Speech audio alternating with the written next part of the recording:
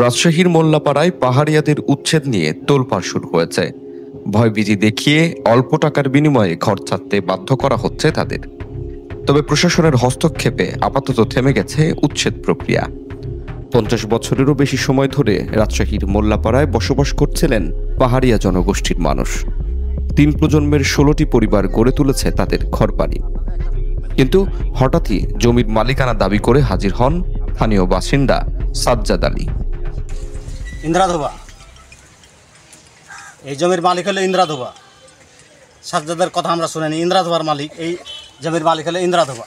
যদি এখানে যদি স্থান্ত জায়গা, এখানে জন্ম জায়গা, যদি এখানে থাকতে পারি থাকি, কেউ কি চায় যে জন্ম জায়গা ছেড়ে দিয়ে বিচ্ছাত হয়ে কি অন্য জায়গাতে যাতে কেউ চায়?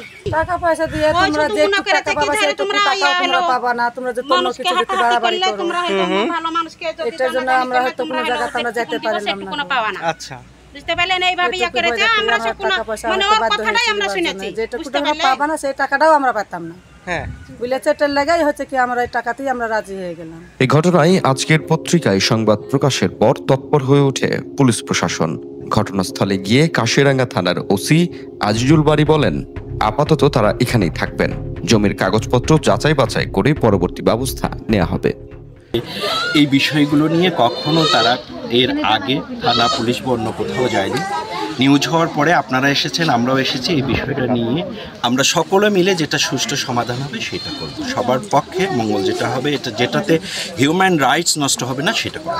ধন্যবাদ। এই যে আপনারা কাগজপত্র দেখার জন্য কোনো সময়সীমা নির্ধারণ করলেন, এটা বন্ধ করে আপাতত এটা স্থগিত করলেন কিনা?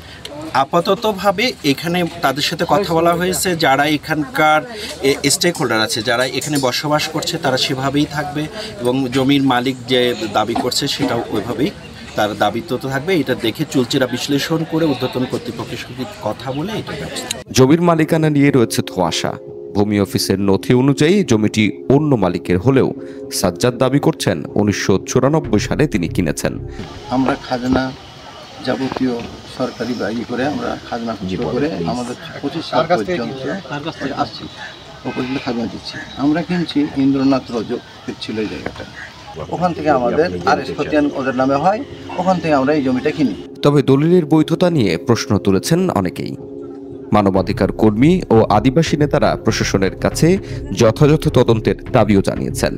জেলা প্রশাসনও বলছে সবকিছু খতিয়ে দেখা হবে। ভয়ভীতি আর সামান্য টাকার বিনিময়ে জমি ছাড়তে বাধ্য হওয়া এই পাহাড়িয়া জনগোষ্ঠী এখন তাকিয়ে আছে সরকার ও প্রশাসনের দিকে।